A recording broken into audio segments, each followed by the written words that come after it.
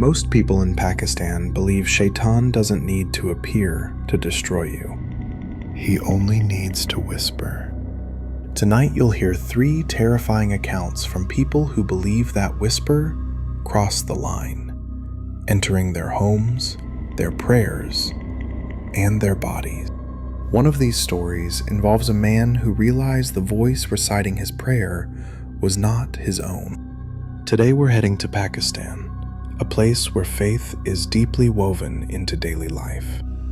Here, Shaitan isn't symbolic. He's believed to be an active force, a whisperer who exploits moments of weakness, isolation, and exhaustion. Stay with me until the end, because after the stories, I'll break down the beliefs surrounding the Qareen and the Jinn that fuel these encounters, and why people believe these experiences don't end when the night does. The first story comes from a suburb just outside of Lahore. It comes from a man named Bilal, who was working remotely as a software developer. He was a logical man, a man of science and code, but what he experienced in the summer of 2019 defied every line of logic he had ever written. Bilal lived in the upper portion of a large house in a relatively quiet colony. His landlords, an elderly couple, lived downstairs, but they were currently away in Islamabad for a wedding, leaving Bilal entirely alone on the property. It was late July, and the humidity was suffocating. The air felt heavy, the kind of weather where sound doesn't travel far. Bilal was not overly religious, but he tried to keep up with his prayers when he could. It was around 3 a.m., the time for Tahajjud, the late-night voluntary prayer. He hadn't planned on praying. He was just awake working on a deadline, but the silence of the house felt oppressive, and he felt a sudden, inexplicable urge to wash up and kneel. He performed wudu, the ritual washing. The water from the tap was warm, heated by the tank baking on the roof all day. He laid out his prayer mat in the lounge. The only light came from the street lamp outside, casting long orange shadows through the window grills onto the marble floor. He began his prayer. Allahu Akbar. The room was silent. He recited the verses in a whisper, but as he bowed down for ruku, he heard a sound. It was a sharp intake of breath. It came from directly behind his right ear. Bilal froze. He knew he was alone. He had locked the main gate himself. He convinced himself it was the settling of the house or the wind. He stood back up. Sami Allahu liman hamida.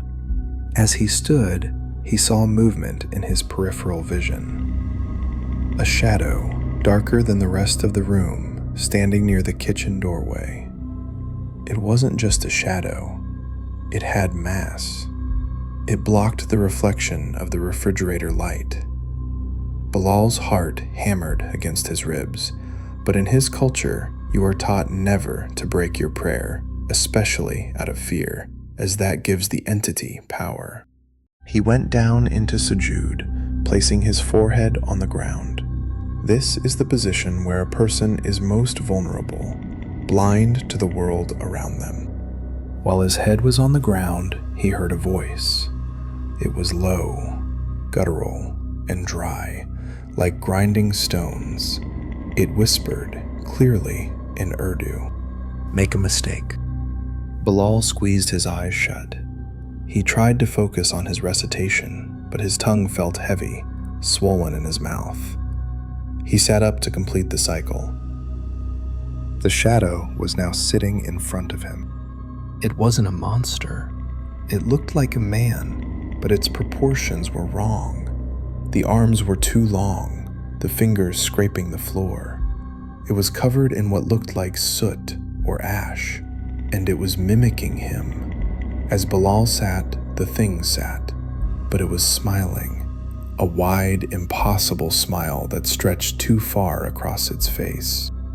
Bilal tried to recite the final salam to end the prayer, turning his head to the right.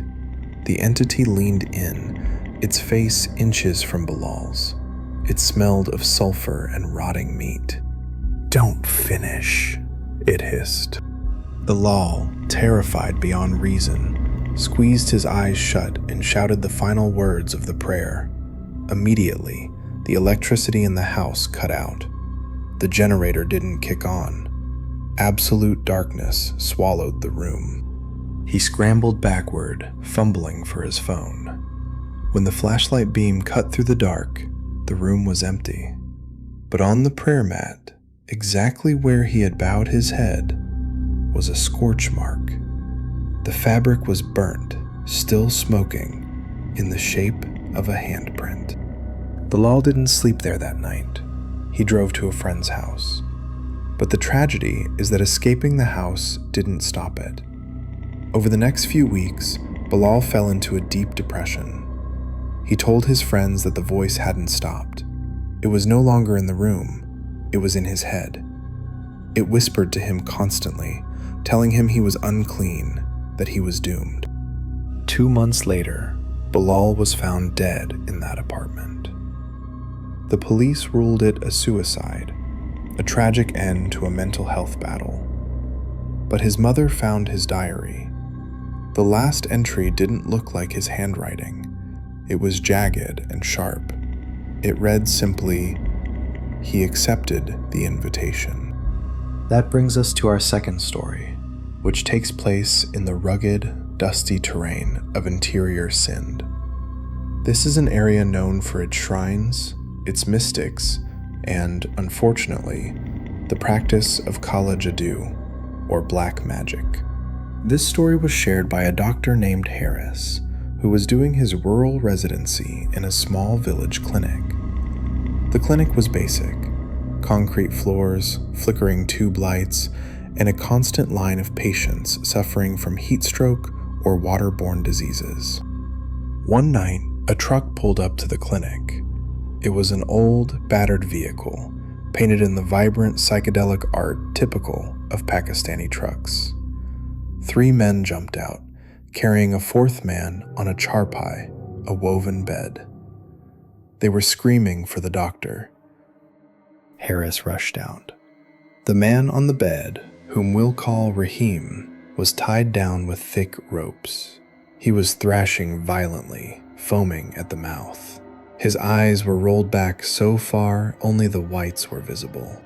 The men claimed Rahim had been like this for 3 days. Harris assumed it was epilepsy or perhaps severe tetanus. He ordered the men to bring him inside. As they carried him, Rahim suddenly went rigid. He snapped his head toward Harris and spoke. But the voice that came out of this frail, malnourished villager was booming and authoritative. "He is not yours to fix, doctor." Harris paused, unsettled, but his medical training kicked in. He prepared a sedative. As he approached with a syringe, Rahim broke one of the ropes. It didn't fray, it snapped like a twig. He grabbed Harris's wrist with a grip of iron. Harris looked into Rahim's eyes. The pupils had returned, but they were wrong. They were dilated fully, swallowing the iris, black voids that seemed to have no depth. The men explained that Rahim had gone to a graveyard 3 nights prior. He had been desperate for money and had sought out a Sifli Emil, a practitioner of dark arts, to make a deal with a Shaitan for wealth. He was told to bury a taweez, a talisman, inside a fresh grave. He had done it, but he had looked back as he walked away, a violation of the ritual's rules. Harris managed to inject the sedative. Rahim slumped back, unconscious. The clinic fell silent. Harris washed his hands, shaking. He didn't believe in superstition. He was a man of science. He sat at his desk to write the report. The clinic's generator hummed in the background. Suddenly, the lights flickered. The temperature in the room dropped 20 degrees in a second. Harris could see his breath misting in the air. From the recovery room down the hall, he heard a sound. It was the sound of the charpai creaking. Then, footsteps. Heavy, wet footsteps, like someone walking in mud. Harris walked into the hallway. Rahim was standing there. The ropes lay on the floor, not cut, but untied. Rahim was smiling. He looked healthier, taller even. His skin seemed to glow with a sickly sheen. "Thank you for the sleep," Rahim said. His voice was normal now, smooth and charismatic. Harris asked him how he was feeling. Rahim laughed. It was a cold, hollow sound. He said he felt powerful. He reached into the pocket of his torn salwar kameez and pulled out a gold coin. It was old, ancient even. He tossed it to Harris. "Keep it," Rahim said. "Payment for your trouble." Rahim walked out of the clinic into the night. The men who brought him were gone. Harris looked at the coin. It was heavy, real gold. Years later, Harris looked up Rahim. He found that the man had become incredibly wealthy, a business tycoon in Karachi with factories and influence. But the rumors surrounding him were dark. His wife had died in a freak accident. His firstborn son had vanished without a trace. Every year, on the anniversary of that night at the clinic, a fire would break out in one of his factories. Yet his wealth only grew. It seemed the deal was struck, and the entity that Harris saw in those black eyes never left him. It just took the wheel. Our final story takes us to the foggy, winding roads of the Murree Expressway. This is a popular tourist route, winding through the mountains, surrounded by dense pine forests. It is beautiful by day, but at night, when the fog rolls in, it becomes a claustrophobic tunnel of gray. A young couple, Omar and Zara, were driving back to Islamabad after a weekend trip. It was nearly midnight. The fog was so thick that Omar could barely see the hood of his own car. He was driving at a crawl, the hazard lights blinking rhythmically.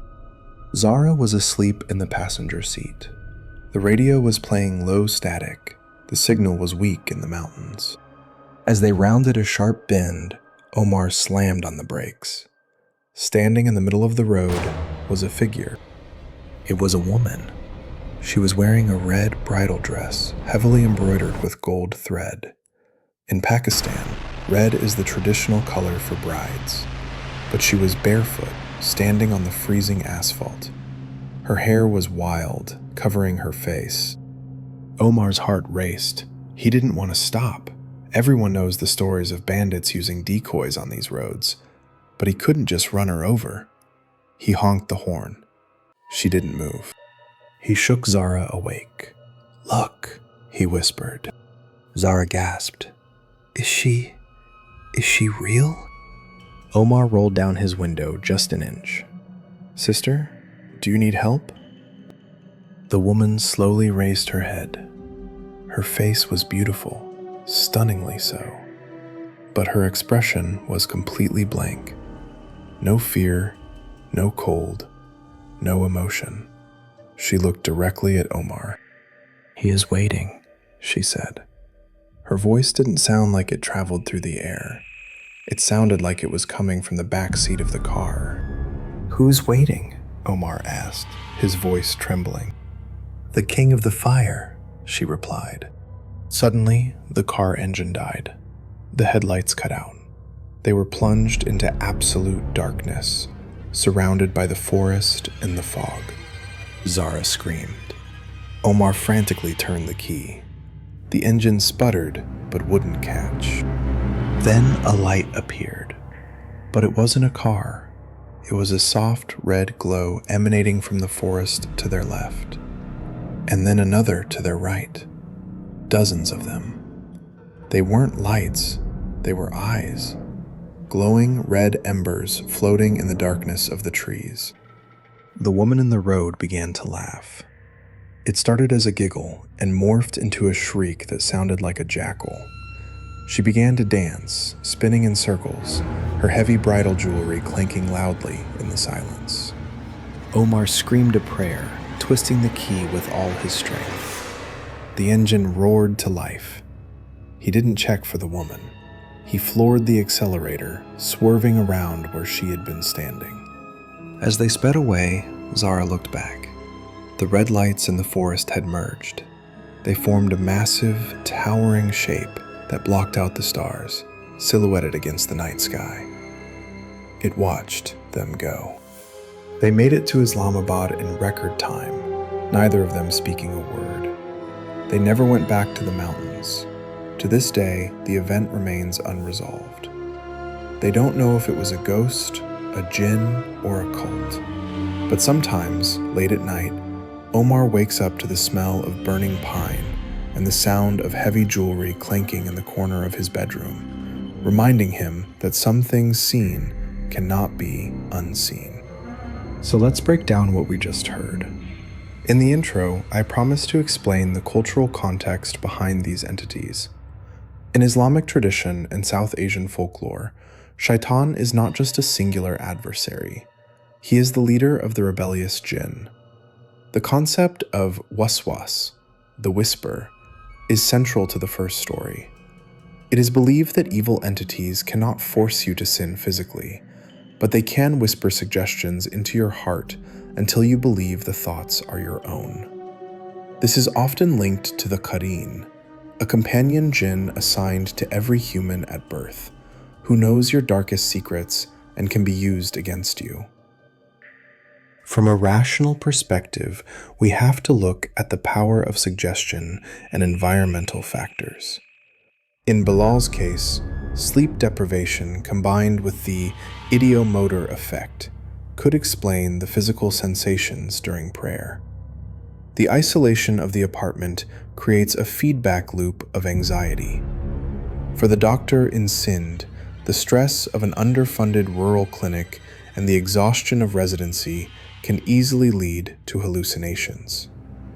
And for the couple on the road, highway hypnosis combined with pareidolia, the tendency for the brain to see faces and shapes in random patterns like fog and trees, is a well-documented phenomenon.